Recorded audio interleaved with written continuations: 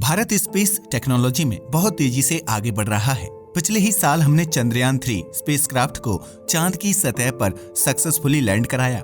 यह हिस्ट्री का पहला स्पेसक्राफ्ट था जिसने चांद के साउथ पोल पर सॉफ्ट लैंडिंग की थी।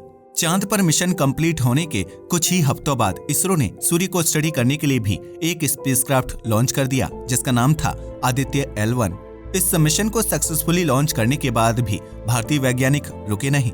कुछ ही हफ्तों बाद गगनयान मिशन की एक टेस्ट फ्लाइट लॉन्च की गई जिसमें उसके अबॉर्ट सिस्टम को टेस्ट किया गया। स्पेस इंडस्ट्री में इतने सारे मिशंस को इतने कम समय अंतराल में करना एक बहुत ही अनोखी चीज मानी जाती है। भारत बहुत तेजी से अंतरिक्ष में अपनी पकड़ जमा रहा है और इसका एक एग्जाम्पल हमें 2024 के पहले ही दिन देखने को मिला।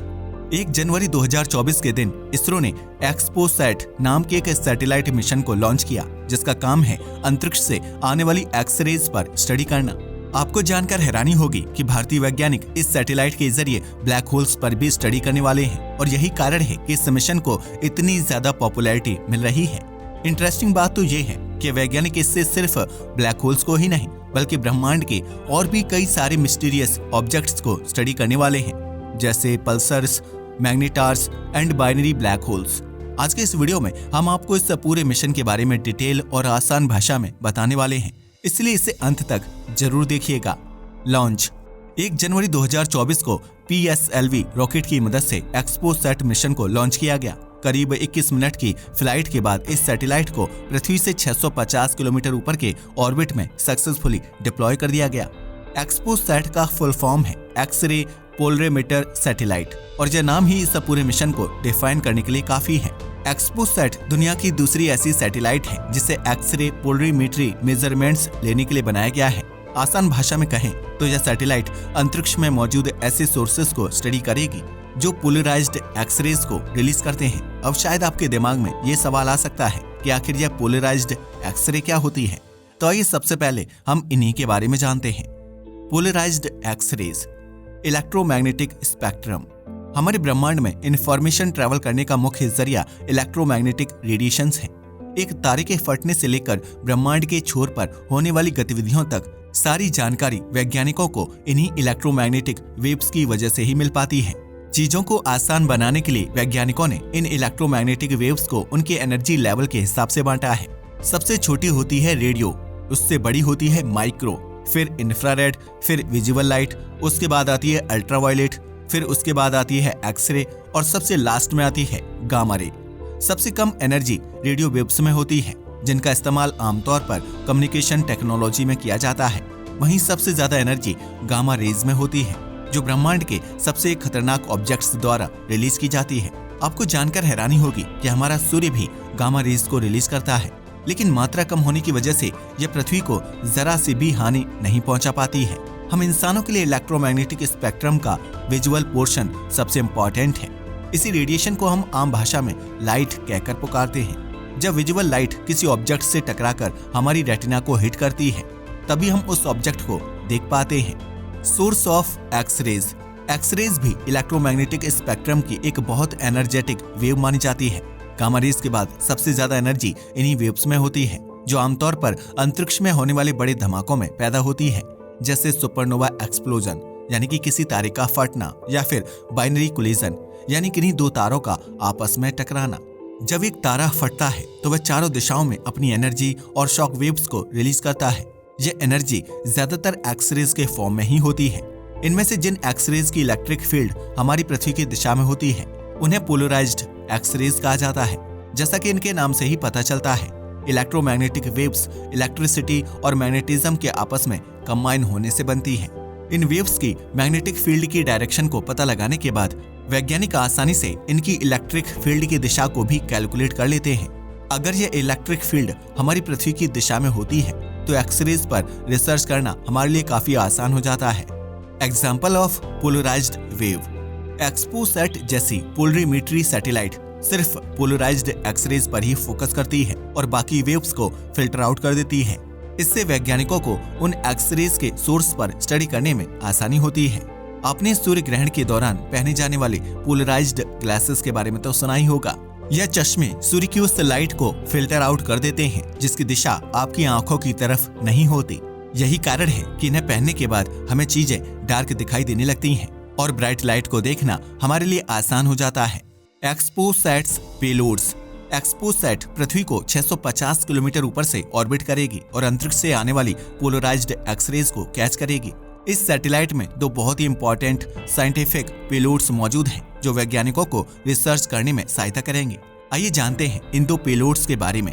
पेलोड नंबर 1, पोलिक्स यानी पोलरीमीटर इंस्ट्रूमेंट इन एक्सरेज। पोलिक्स दुनिया का पहला ऐसा इंस्ट्रूमेंट है जो 8 से 30 केईवी एनर्जी वाली एक्सरेज को कैप्चर कर सकता है। यह इंस्ट्रूमेंट इस मिशन के लिए बहुत ही ज्यादा इंपॉर्टेंट है क्योंकि यही परफेक्ट एक्सरेज को ढूंढकर उन्हें कैप्चर करने का काम करेगा और साथ ही में अनवांटेड सिग्नल्स को फिल्टर आउट कर देगा। कॉलीमेटर। पोलिक्स के अंदर कॉलीमेटर नाम का एक डिवाइस लगा हुआ है जो इंस्ट्रूमेंट में आने वाली लाइट को कंट्रोल और फिल्टर करेगा। सिर्फ इतना ही नहीं, यह सैटेलाइट को सिंगल ऑब्जेक्ट पर फोकस करने में हेल्प करेगा ताकि सिग्नल्स में आपस में कोई कंफ्यूजन ना हो। यह बिल्कुल वैसा ही है जैसे आप अपने फोन के कैमरे में पोर्ट्रेट मोड के जरिए मनचाही ऑब्जेक्ट पर फोकस कर पाते हैं और बाकी चीजों को पूरी तरह से ब्लर कर देते हैं। अंतरिक्ष से हर सेकंड हजारों एक्सरे सिग्नल्स आते रहते हैं और अगर इन्हें फिल्टर आउट ना किया जाए तो यह रिसर्च में बहुत सारा कंफ्यूजन क्रिएट कर सकते हैं। X-ray proportional counter detectors. Collimator के साथ पोलिक्स में एक बहुत इंपॉर्टेंट इंस्ट्रूमेंट लगा हुआ है जिसे स्कैटरर कहा जाता है। जब पोलिक्स एक्सरेज को कैप्चर कर लेगा उसके बाद उन पर नजर रखना और उनकी स्कैटरिंग डेटा को कलेक्ट करना इस स्कैटरर का काम होगा। जब भी किसी वेव को कैप्चर किया जाता है तो वह दूसरे सरफेसेस से टकराकर स्कैटर होने लगती है। अगर इस स्कैटरिंग डेटा का रिकॉर्ड ना रखा जाए तो यह ओरिजिनल एक्सरेज और स्कैटर्ड एक्सरेज के बीच कंफ्यूजन क्रिएट कर सकता है। पोलिक्स के अंदर 4 एक्सरे प्रोपोर्शनल काउंटर डिटेक्टर्स लगे हुए हैं जो इन स्कैटर्ड एक्सरेज को डिटेक्ट करेंगे। इस पूरे कॉन्सेप्ट को आप प्रकाश के एग्जाम्पल से बहुत आसानी से समझ सकते हैं। जब भी एक बल्ब को जलाया जाता है तो उसकी ज्यादातर रोशनी स्कैटरिंग की वजह से ही चारों तरफ फैल जाती है। इससे जुड़ा एक्सपेरिमेंट करने के लिए आप एक कमरे की लाइट को बंद करके अपने फोन की टॉर्च को ऑन कर सकते हैं। टॉर्च को दीवार की ओर रखने के बावजूद आपको पूरे कमरे में थोड़ी बहुत रोशनी दिखाई देगी। अब मेन लाइट सोर्स यानी टॉर्च तो दीवार की तरफ है, तो आखिर पूरे कमरे में वह लाइट कैसे फैल रही है? इसका सीधा सा आंसर है स्कैटरिंग। जब टॉर्च की लाइट दीवार पर पड़ती है तो वह रिफ्लेक्ट होकर दूसरे ऑब्जेक्ट से भी टकराती है जिससे वह भी विजिबल हो जाते हैं। अगर उन ऑब्जेक्ट्स पर डिटेक्टर्स को लगा दिया जाए तो लाइट की स्कैटरिंग के डेटा को कलेक्ट किया जा सकेगा। पोलिक्स के अंदर भी कुछ ऐसा ही होगा, बस वहां पर विजिबल लाइट की जगह एक्सरेज की स्कैटरिंग को रिकॉर्ड किया जाएगा। एक्स-स्पेक्ट यानी एक्सरे स्पेक्ट्रोस्कोपी एंड टाइमिंग। इस इंस्ट्रूमेंट का काम होगा हाई स्पेक्ट्रोस्कोपी के साथ एक्सरेज को कैप्चर करना। हाई स्पेक्ट्रोस्कोपी का मतलब है अंतरिक्ष से आने वाली एक्सरेज को एक बड़ी रेंज में कैप्चर करना। एक्स-स्पेक्ट 0.8 केईवी से 15 केईवी तक की एनर्जी बैंड को आसानी से डिटेक्ट कर पाएगा, जो ब्रह्मांड के अलग अलग ऑब्जेक्ट्स को एक ही इंस्ट्रूमेंट के जरिए स्टडी करने के लिए बहुत इंपॉर्टेंट है। वैज्ञानिक इस सैटेलाइट मिशन के जरिए low magnetic field neutron stars, pulsars, magnetars, active galactic nuclei और ब्लैक होल बाइनरीज जैसे कॉम्प्लेक्स ऑब्जेक्ट्स पर स्टडी करना चाहते हैं। आखिर क्या है ये ऑब्जेक्ट्स और क्यों यह इतने ज्यादा इंपॉर्टेंट एंड इंटरेस्टिंग है? आइए जानते हैं। लो मैग्नेटिक फील्ड न्यूट्रॉन स्टार्स, जैसा कि इनके नाम से ही पता चलता है, ये ऐसे न्यूट्रॉन स्टार्स होते हैं जिनकी मैग्नेटिक फील्ड की स्ट्रेंथ बहुत कम होती है। इन तारों की फॉर्मेशन एक विशाल तारे के फटने पर होती है जो अपने पीछे एक डेंस कोर को छोड़ जाता है। इस डेंस कोर में ग्रेविटेशनल प्रेशर ज्यादा होने की वजह से इलेक्ट्रॉन और प्रोटॉन आपस में कंबाइन हो जाते हैं, जिनसे न्यूट्रॉन्स की फॉर्मेशन होती है और वह कोर न्यूट्रॉन तारे में बदल जाता है। The nuclear pasta inside of a neutron star. Neutron stars कई दशकों से वैज्ञानिकों के लिए एक पहेली बने हुए हैं। इनके आउटर स्ट्रक्चर को तो अच्छे से समझा जा चुका है, लेकिन इनके अंदर होने वाली एक्टिविटीज से आज भी वैज्ञानिक अनजान हैं। उन्हें यह तो पता है कि इन तारों के अंदर कई सारे रहस्य छुपे हैं, लेकिन वह रहस्य क्या है ये कोई नहीं जानता। ज्यादा प्रेशर की प्रेजेंस में मैटर बहुत अजीब तरह से बिहेव करने लगता है। कई बार ये ऐसे स्ट्रक्चर्स और मटेरियल्स को बना लेता है जिनकी कल्पना भी नहीं की जा सकती। वैज्ञानिकों के मुताबिक न्यूट्रॉन तारे के केंद्र में न्यूक्लियर पास्ता नाम का एक सब्सटेंस होता है। केंद्र में इंटेंस ग्रेविटेशनल फोर्स और प्रेशर की वजह से न्यूट्रॉन्स आपस में कंबाइन हो जाते हैं और एक बहुत ही स्ट्रॉन्ग स्ट्रक्चर की फॉर्मेशन करते हैं जिसका शेप बिल्कुल पास्ता के जैसा होता है। यह जानकर आपके होश उड़ जाएंगे कि इसे यूनिवर्स का हार्डेस्ट नेचुरल मटेरियल भी बताया जाता है। फिलहाल वैज्ञानिक न्यूक्लियर पास्ता के एग्जिस्टेंस को लेकर निश्चित नहीं है, क्योंकि उन्होंने कभी न्यूट्रॉन तारों के अंदर होने वाली एक्टिविटीज को नहीं देखा है।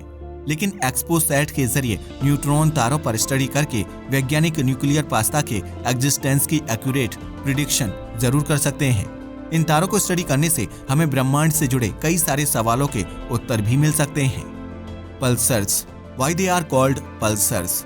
हमने न्यूट्रॉन तारों के बारे में तो जान लिया, लेकिन आपको जानकर हैरानी होगी कि इन तारों के भी अलग अलग टाइप्स होते हैं, जिनमें से एक टाइप है पल्सर। न्यूट्रॉन तारों के पास एक बहुत ही स्ट्रॉन्ग मैग्नेटिक फील्ड होती है और इनमें से कुछ तारे अपने एक्सिस पर बहुत तेज गति से रोटेट भी करते हैं।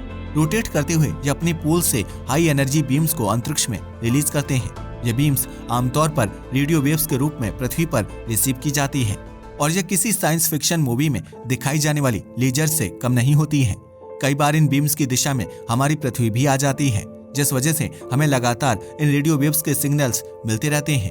ध्यान देने वाली बात यह है कि एक सिग्नल के बाद दूसरे सिग्नल को आने में कुछ समय का वक्त लगता है और उस टाइम डिफरेंस की वजह से ही ये तारे पल्स करते हुए प्रतीत होते हैं।